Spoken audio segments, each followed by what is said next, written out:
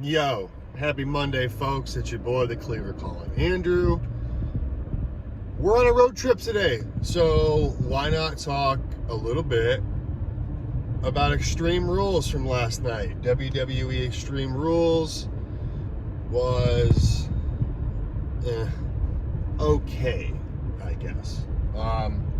For a pay-per-view labeled Extreme Rules, had one Extreme Rules match on it, one stipulation match on the whole card, and that was the main event, folks.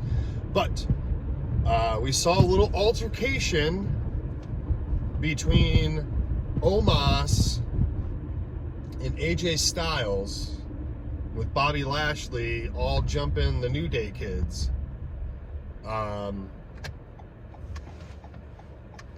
jumping the New Day kids right before the kickoff show pretty much started and stuff.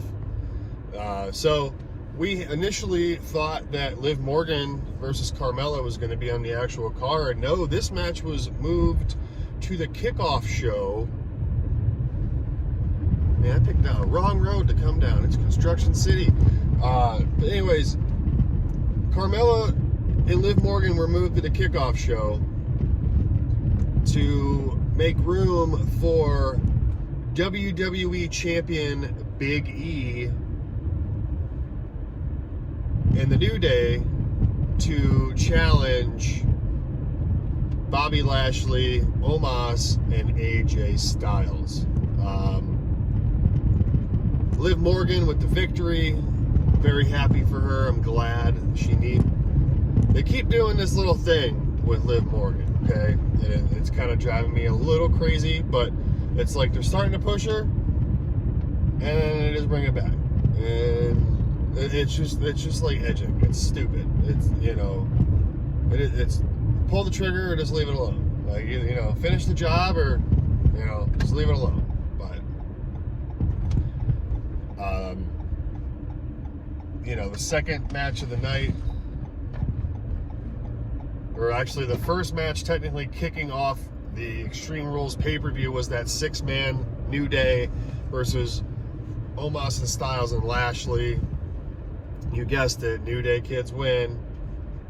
But how terrible is it that the WWE champion was in an impromptu 6-man match made 20 minutes before the show started in the opening match of the card? So that's really to show you where the WWE Championship really falls in the eyes of WWE anymore, in my eyes. But anyways, so decent match. New Day had some really cool gear, reminded me of the Godfather, straight up. And then last week they had the NWO stuff, so they're doing all sorts of crazy shit with their gear. Real quick, sorry about the offsetting of my camera. My old phone clip broke, and this is the only one I have, and it doesn't move the way I need it to, so you're stuck with like half my face on the screen, or really like on one side, I should say. But anyways, so then we had the tag team title match. We had the Usos and the Street Profits battling for the Smackdown Tag Team Championships. This was a super good match. I had some friends over last night that haven't watched wrestling in a really long time. One of them used to watch with his older brother, and the other one used to watch with his uncle. They don't really watch it here and there, and they really loved this match. Which was, it's always cool when your friends like the stuff that you do too, especially if it's something that they are being kind of reintroduced to. I know it wasn't the best pay-per-view to bring them back in on, but if you've, kept track of my channel, the year I've had, I haven't really had time to really see anybody and felt up to seeing people and this, that, and the other. But anyways, yeah, Street Profits and Usos tore it down. A couple of definite false finishes. Street Profits looked for a minute like they were going to pick up the victory, but in the end, Usos retain their SmackDown tag titles, which, you know, we all anticipated to happen. Alexa Bliss challenged Charlotte Flair for the Raw Women's Championship.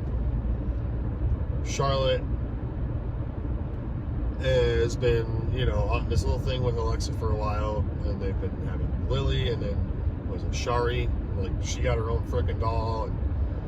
But we were in Columbus, Ohio, and if you know, Columbus, Ohio is the hometown of Alexa Bliss, and you know how WWE does it in hometowns. They shit all over you in your hometown. So, yeah. I did pick Alexa Bliss to win because I just was hoping that the curve would have changed, and especially with Ric Flair and all his controversy right now, I was expecting them to try to drop the belt off of Charlotte just to have her win it again and try to break that record, you know, try to abolish that record of Ric, but that didn't happen. Whatever, doesn't matter. And after the match, after Charlotte, you know, picks up the victory, she takes Lily, Alexa's little stuffed doll that she's had for how long now, and rips this damn thing to shreds, man. Completely rips it to shreds. Stuffing out of it, it's just literally the shell, the skin of Lily left, and Alexa gets in the ring and starts attacking the piss out of her, and grabs Lily's pieces and is just crying, and at one point she slips an Alka-Seltzer tablet into her mouth to see like she's raging and foaming at the mouth with rage, and the cameraman got a little too close, and you could see the partial dissolved tablet underneath Alexa's tongue as she was screaming. So not sure what went wrong there, but it was a definite, like, you gotta be kidding me, that just happened deal. But comical enough, but I would not be surprised if like Alexa Bliss showed up on Raw tonight with like a Lily mask similar to what The Fiend had or something just off the walls. I don't know, but we had Jeff Hardy, Sheamus, and Damian Priest going for the U.S. Championship. Priest was defending. Highlight of this match was Sheamus on the top rope. His mask was off and everything because, you know, he's got that broken nose shit going on. And, he was on the top rope and he straight mocked Jeff Hardy. You know, threw the hands up and did the, I don't know, this is the dance move, I guess. And it was super, super funny. Damian Priest retained. There was a really nice show of respect afterwards between Damian Priest and Jeff Hardy. Everyone was bitching a couple weeks ago. Jeff Hardy was chasing the 24/7 title, and now, you know, he's been in the U.S. title picture the last couple weeks because last week, if he won a match, he got inserted into this match last night. So, whatever. I'm still digging that No More Words is back and is a thing and all that stuff. Super, super happy about that. We had Bianca Belair challenge Becky Lynch for the Smackdown Women's Championship. We saw Becky show up or return at SummerSlam in replacement of a not medically cleared or whatever it was, Sasha Banks. The man came out with these super, super, super long extensions and her hair was all slicked back and she reminded me of frickin' Sonic and Knuckles, but most importantly, Knuckles. She looked good though. Bianca was, you know, back and forth. We had, you know, the split crowd. It was a good match. I was really expecting Belair to lose clean, But she actually won the match by disqualification because Sasha Banks made her return and attacked Belair. And yeah, so Banksy's back. We got the draft coming up on Friday and then next Monday. So we're going to see what happens with that. We're going to get on to the main event of the evening, which was your Extreme Rules match. Roman Reigns defending his Universal Championship that he's held for 400 and some days. The second longest reign with the Universal Championship next to Brock Lesnar against the Demon Finn Balor. And as of up to this point, the Demon character has never lost on the main roster. So it was a good match. Champion was out first, which surprised me because normally anymore when the champion enters first, 9 times out of 10 they lose their title. So that was a little swerve. Good match. You know, we had Finn Balor bust out this 4 kendo sticks in one, wrapped in red and black and white tape that he had made, and he had a really cool like spiked helmet on in his entrance and shit. It was really cool.